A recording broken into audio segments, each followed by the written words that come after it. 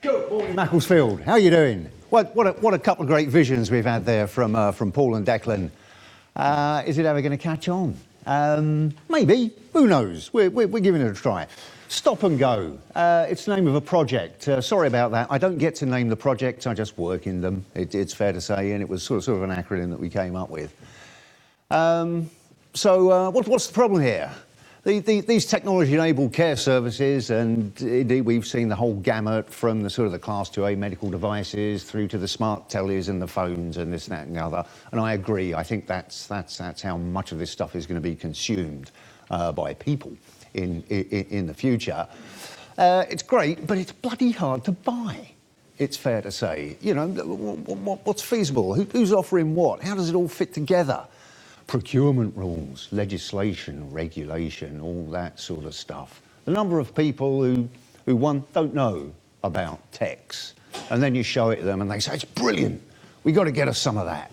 But they've no idea where to start. You can't, catch hold of it easily.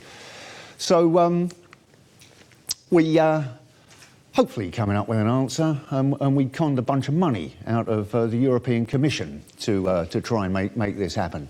It would be really handy if there was some sort of procurement template, something that made the process a bit easier. Something that enabled us to get cost-effective health outcomes. And indeed, I like Paul's emphasis on the outcomes bit. This isn't about buying a sackload of statins. You don't want a sackload of statins.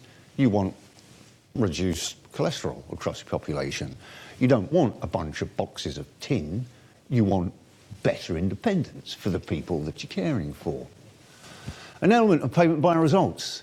Again, that's the input economy that we have. It's kind of worked, but you end up with boxes sitting on shelves not doing anything. So can we move to some sort of output-based economy where suppliers actually get paid on the results that are delivered on the ground?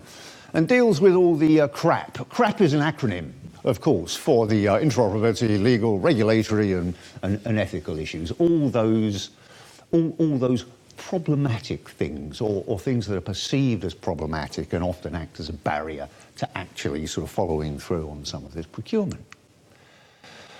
And Stop and Go, this project, we're doing it, or we're trying to. And we'd seriously appreciate your input roundabout now. We're coming up with a European specification template. Sorry, a lot of jargon in this. This is what happens when you work with a gang of sort of a dozen Europeans and this and the other. But the object is to stimulate public procurement of innovative techs, e-health. Again, slight differences of terminology across Europe, it's fair to say. Makes it easier and meets people's needs earlier. And be usable across the EU. Please understand, we're not coming up with a one-size-fits-all. This is more of a sort of a framework. Gives you a list of the things that you need to consider. It has to be localised for the regional populations, what have you. But by and large, it should be a good starting point.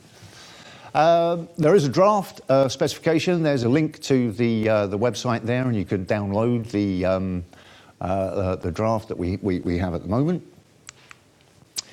So we've got this open market consultation going on, runs until September-ish, it's fair to say.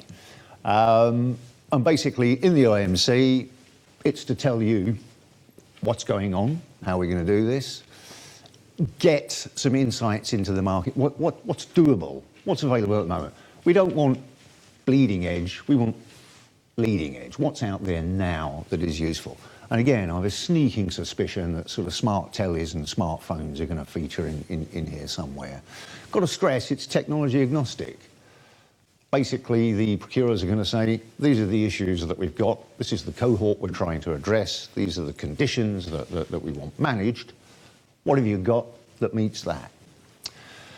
And get comments and suggestions from the potential bidders. There you go, we've got a LinkedIn group as well. You can join that and get interesting spam from all that.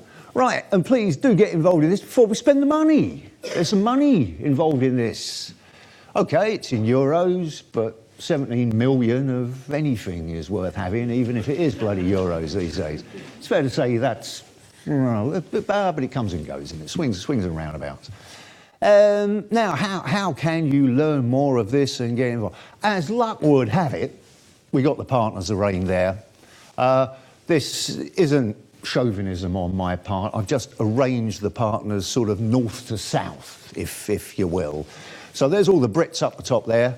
And as luck would have it, 3 of those 4 partners, I'm with the KTN, the one on the end. We just come out, wave our arms about and sort of tell people about what's going on. But East Cheshire CCG, TSA, North West Coast are the key UK partners in this. And of course, one of the breakout sessions this morning and repeated this afternoon is looking specifically at developments in this space. Or alternatively, if you fancy a slightly better climate, although the weather's not too shabby today, you could buddy up with some of our chums in Catanzaro or down in Catalonia, where we have the good fortune to have our project meetings and things like that. Okay, thanks very much. That's me.